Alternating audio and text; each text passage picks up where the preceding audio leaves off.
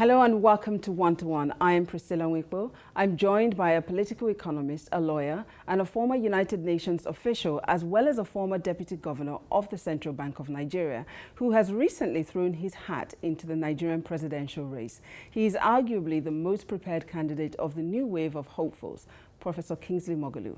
Welcome to One to One. Good day, sir. Welcome.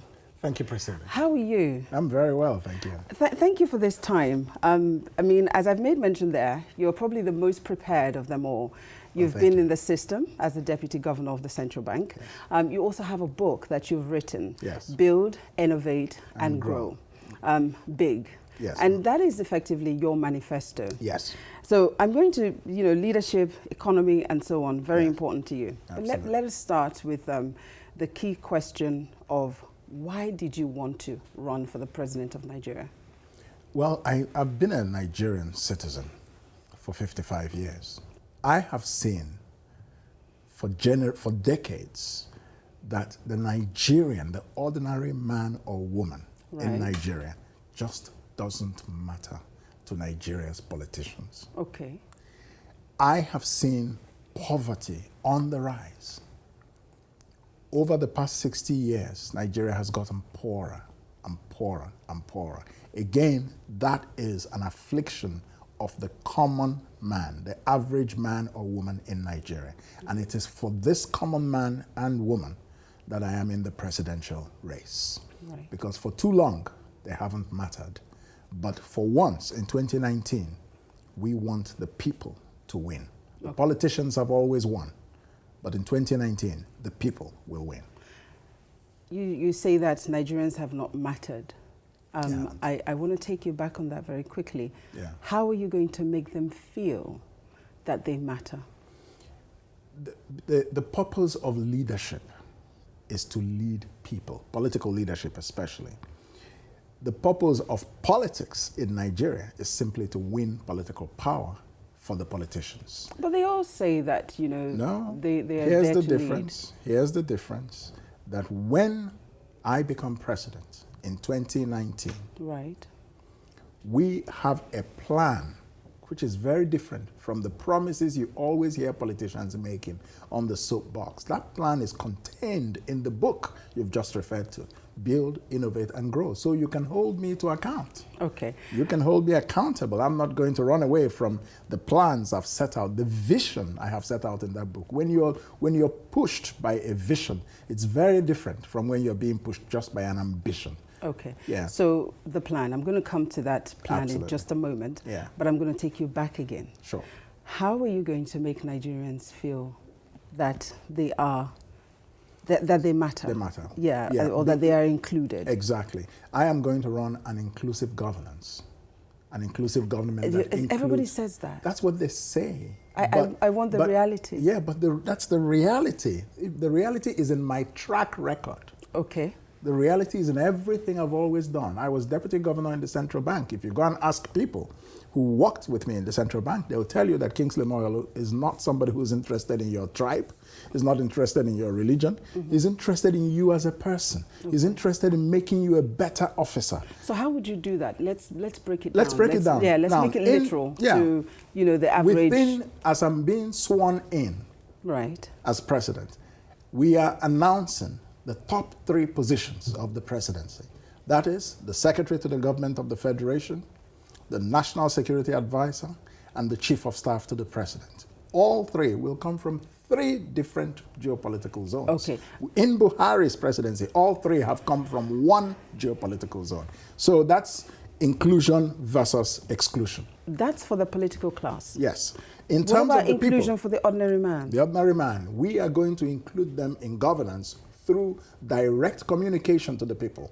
I am going to be the first president of Nigeria who will speak directly to the Nigerian people, not from London, not from Germany, but face-to-face, one-on-one at town halls across the 6 geopolitical zones. Okay. That is what I will do. And we'll be listening to Nigerians and we'll be explaining our vision to them one-on-one across the 6 geopolitical zones. I'm going to be the people's president. Okay. Leadership was something that you made mention of earlier, and it's something that I know that is very dear to your heart. Absolutely. You've mentioned the fact in your book that Nigeria has been led by rulers, exactly, as opposed to leaders. Exactly. So how are you going to change that from having rulers, most especially making an ordinary Nigerian feel that they're being led and not being ruled, for instance? It is by direct engagement, as I've explained to you. Right. A leader is someone who must communicate to his people or her people, and you must listen to them. It's a two-way conversation. You must hold conversations, and that is what I'm going to be doing as president. Through town halls, through the electronic media, through the digital media, we will be communicating to the Nigerian people and listening to them. I believe very much that the most powerful office in Nigeria is not the office of the president, it is the office of the citizen. Okay. Yeah. You made mention of the book being your manifesto, Build, innovate, and being grow. your plan and all of that for Nigeria. Absolutely. But one thing Nigeria is not lacking is a good plan. You will agree with me. There are plans, the former, not the present, but the former administration, for instance, had a new industrial plan for Nigeria. The then Minister for Finance also had a plan for our economy and so on. So, we have these plans all over the place. Yes. And here you are, your book is here, and it's yet another plan for Nigeria. Tell me what you're going to do differently to what everybody else has done to date. There is a difference. Let me tell you where the problem begins. The problem begins when you only develop plans. Right. When there is no vision behind the plan. We had Vision 2020 during the Jonathan administration. That's a document. But you would have to write down your vision. You can't keep it to yourself. You have to communicate it to the people. That's true. We have had a lot of documents. Right. But we haven't had leaders who showed themselves to be visionary in their own personal communication and in their own leadership style. But anybody can gather a group of technical people to write him a plan. I'm trying to answer your question, and you must allow me answer it. My apologies. Yeah, so the problem with all these so-called plans and visions is that there was no real philosophy behind them. There was no worldview behind them. There was no worldview of transformation. How do you take a society from A to B to C to Z over a period of time? That comes from thinking, not just a plan. When you think and you have a philosophical foundation, I want my country to be a successful capitalist economy, for example. So that is your philosophical foundation. You have a worldview that says, we are coming from here as a country. We are going to this destination as a country over this period of time, and here's my role as the leader, and here are the roles of the citizens, and here is how I and the citizens will communicate to each other what we both need to do to arrive at the destination we're going. Now that's called a worldview.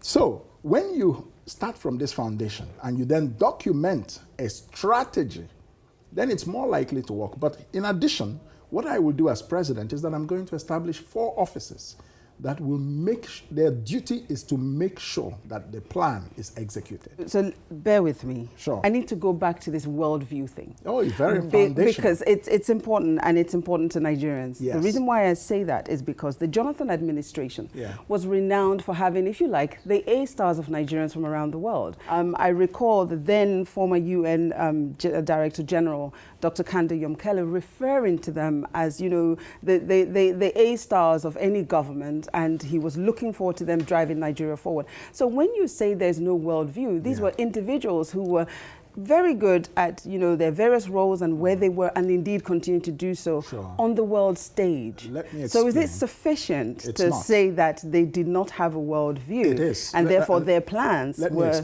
not good enough? The reason you brought, and this is one of the reasons I'm running for president. Help me. Yes. The leader is the person who matters most. No, those around him. No. I thought it was him being a good administrator. If you bring good people around you, but you yourself as a leader lack a very clear worldview, you lack a determination, you cannot succeed, because you will be succumbing, as has always happened, to vested interests that are playing behind your back, many of who don't hold any ministerial portfolio. Those vested interests may come from your village. Those vested interests may come from the oil industry. Those vested interests may come from the banks. So they are the ones who are the real powers behind the throne at night. I've been in government. Listen to me. I know what I'm saying. So it was my being a top technocrat and seeing that it doesn't matter what brilliant ideas you have. If this country, if you're serving under corrupt and soulless politicians, this country cannot, our country cannot be transformed. But that is why I am offering myself as a leader with a worldview. So when I bring competent people around me, they are not singing at a different hymn sheet. So it's not they are bringing bright ideas and I'm undermining them because I'm playing to a political vested interest. We need to go for a very short break, but please join us in a few moments when once again I'll be speaking with Professor Kingsley Moghalu.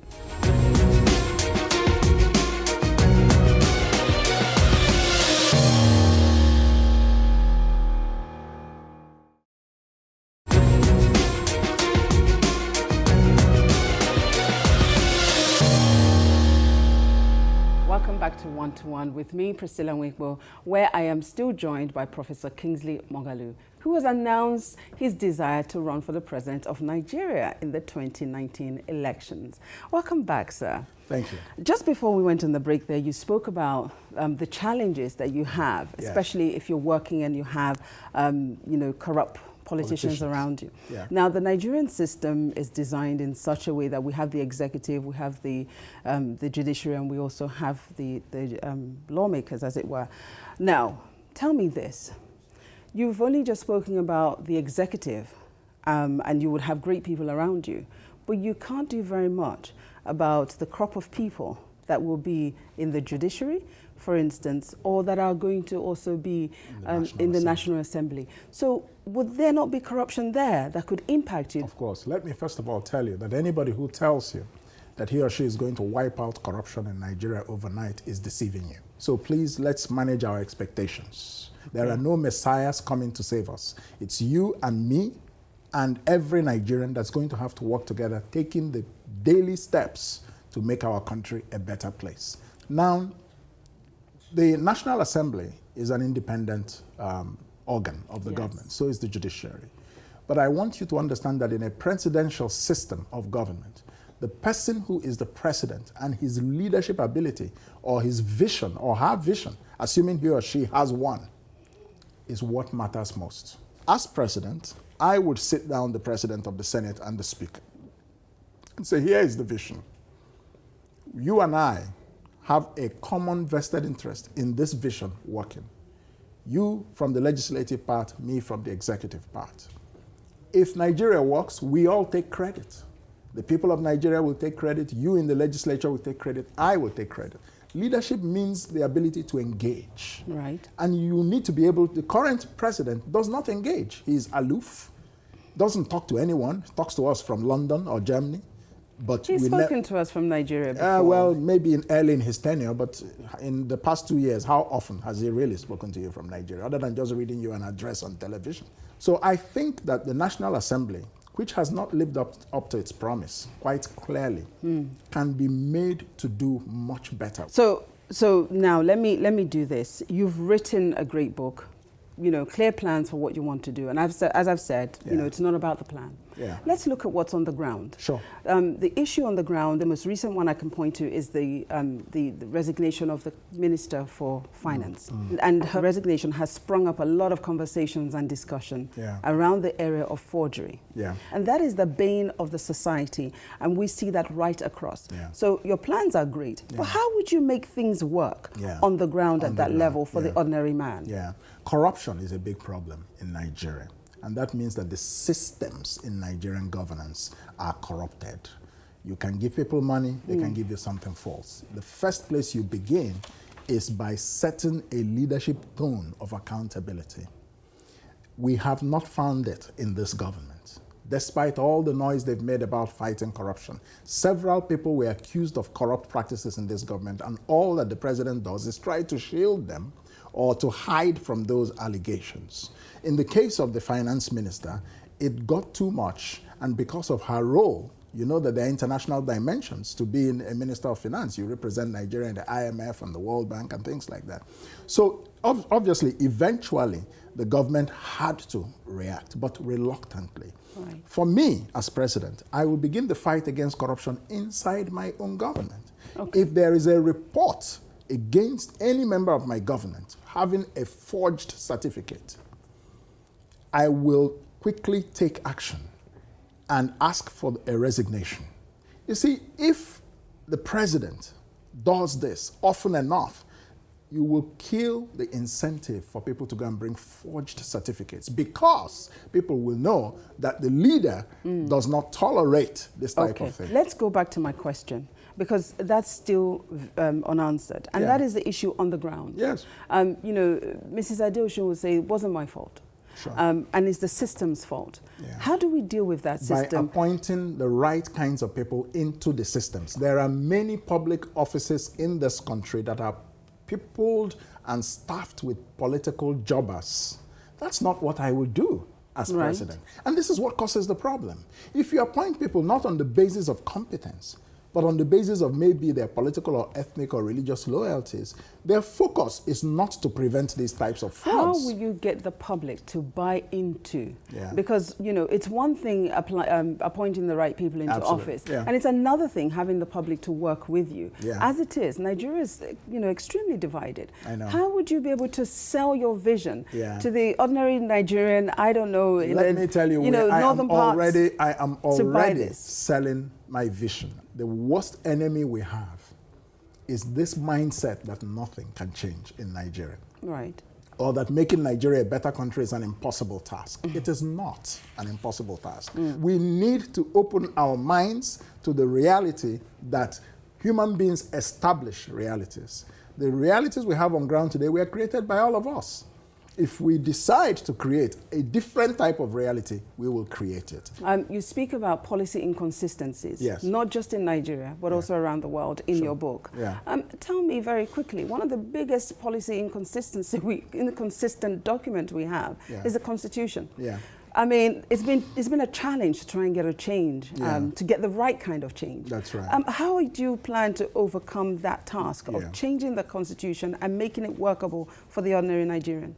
Well, the Constitution we have today is not really a people's constitution. It was a constitution made essentially by the military and forced down our throat. As president, I am going to initiate working with the National Assembly, which has the authority to change the Constitution, working with the National Assembly to constitutionally restructure Nigeria and reposition Nigeria, including with a new people's constitution. Right. Will you be inviting Nigerians to submit areas that they would like to make changes? Of course we will. That's part of that inclusive governance, that we will listen to Nigerians on what they want in a new constitution. Right. 35% affirmative all over the world. How are you going to make that happen? Time is not on my side, but I'm a woman. I can't ignore that. My vision is that women as partners, WAP, women as partners. There will be 50-50 gender parity in my administration. 50-50. That's the target. That's now, the target. I must ask this question, Pat. Yes. You had agreed, and then the vote didn't go your way. Yes. And you changed your mind and continued to run. Well, how can we trust you? How can Nigerians trust you on You this? should trust me precisely because I changed my mind. And let me tell you why I changed my mind. You see, because the story of PACT is presented in a very simplistic way. PACT was supposed to be a group of young aspirants getting together and deciding amongst us who was the strongest candidate, most likely to win the election if we all come around and back the person. Everyone in it knew who the strongest person in the room was. Without intending to sound immodest, it's me. Okay. For many reasons. I am the most experienced of all of them. I am the most accomplished in terms of public service and in terms of a track record that can be cross-checked. The presidency of Nigeria needs someone who has experience. But more importantly, is that the process of PACT itself became fundamentally flawed.